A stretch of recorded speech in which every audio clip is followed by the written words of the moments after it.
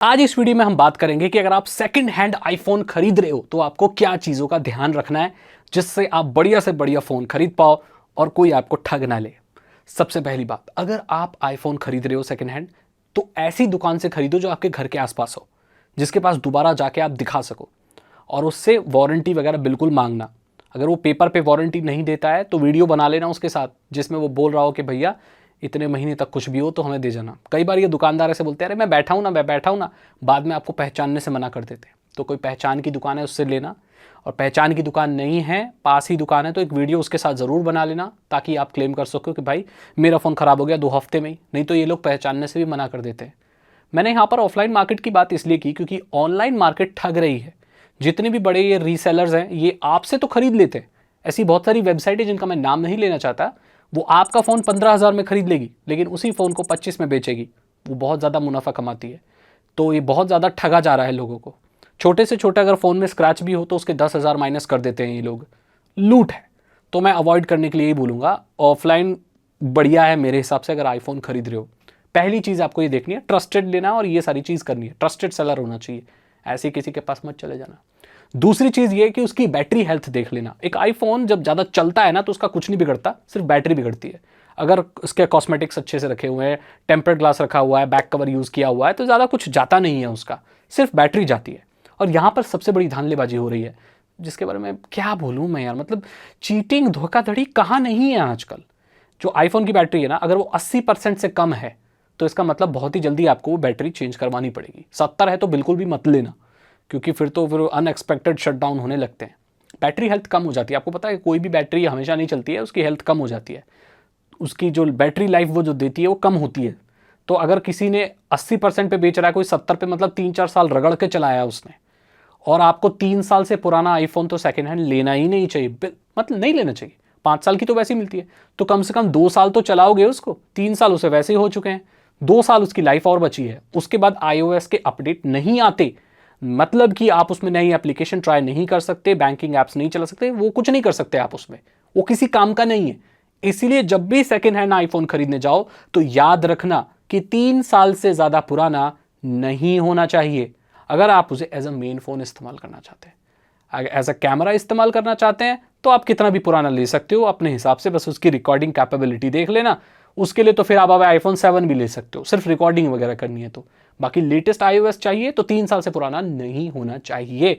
ये बात आप ध्यान में बिल्कुल रख लेना।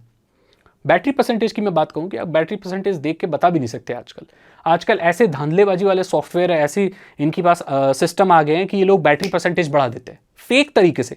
जैसे मेरे फ़ोन की, आईफोन की बैटरी 70% है, मैं एक दुकानदार के पास गया तो वो बोला, अरे भाई इसको तो 100 कर दूंगा मैं। मैंने दिमाग में सोचा, यार बैटरी लाइफ कम हो गई है, ये बैटरी लाइफ को बढ़ा कैसे सकता है?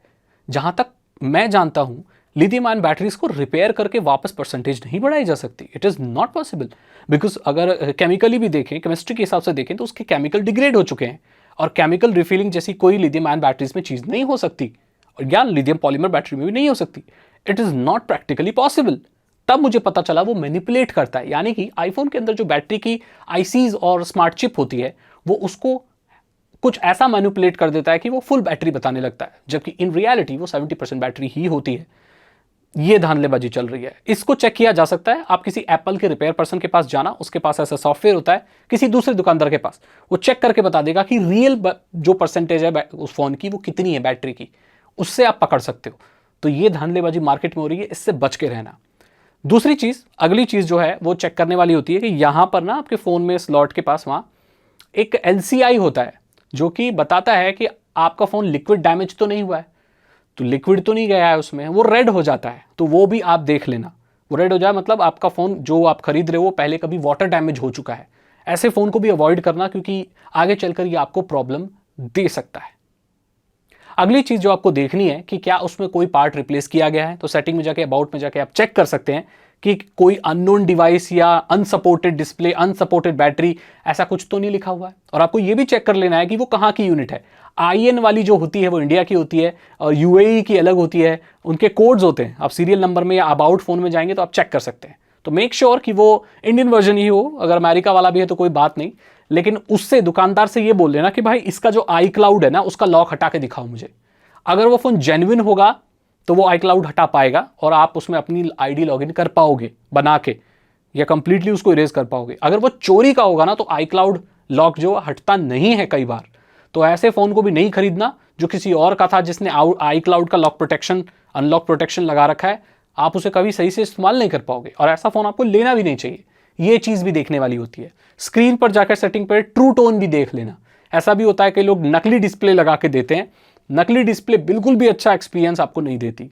कैमरा के स्क्रैचेस देख लेना, वो नहीं होने चाहिए, बिकॉज आईफोन कोई बंदा ले रहा है तो भाई वो कैमरा क्वालिटी के लिए ले रहा है। कैमरा क्वालिटी नहीं मिलेगी तो फिर क्या उसका झुंझुना बजाएंगे। देख लेना कि उसकी बॉडी तो नहीं बदली गई है। कई बार ऐसा होता है कि पुराने आईफोन में बहुत नई बॉडी लगाकर बेच दिया जाता है, अंदर से फोन एकदम ठस्सी होते हैं, आधे से ज़्यादा पार्ट्स उसके नकली लगाए गए होते हैं। स्क्रीन टच सही से काम कर रहा है कि नहीं, रिंगर बज रहा है, आवाज़ आ रही है कि नहीं, कॉल करके देख लेना कॉल हो रही है कि नहीं। ये सारी चीज़ें आप ज़रूर चेक कर लेना। और आजकल तो थर्ड पार्टी सॉफ्टवेयर भी आते हैं जिसे आप लगाकर आईफोन की सारी चीज़ें, सारे सेंसर्स चेक कर सकते हैं। इस चीज़ को आप गूगल पर सर्च कर सकते हैं, यूट्यूब पर सर्च कर सकते हैं, आपको पूरी गाइड मिल जाएगी कि एक आईफोन को कंप्लीटली कैसे टेस्ट किया जाता है। उसके बाद ही अपने आईफोन को लेना, नहीं तो आप पछताओगे और फिर बोलोगे सागर भाई आपने हमें बताया नहीं। ये सारी चीज़ें बहुत सारी तो मैं पर्सनली फील कर चुका हूँ जब मैंने सेकंड हैंड आईफोन लिए थे। तो यहाँ पर एक कंप्लीट गाइड मैंने बता दी कैसे आप एक सेकंड हैंड आईफोन को खरीदोगे जिससे आपको कोई ठगे नहीं। और आपको पता है सबसे ज़्यादा सेकंड हैंड मार्केट आईफोन की ही है पूरी दुनिया में। सबसे ज़्यादा सेकंड हैंड फ़ोन बेचे और खरीदे आईफोन ही जाते हैं। एक इंटरेस्टिंग फैक्ट है। अगर आपको वीडियो अच्छी लगी तो लाइक करें, दोस्तों के साथ शेयर करें, और मैं मिलता हूं आपसे अगली वीडियो में। Thank you so much and good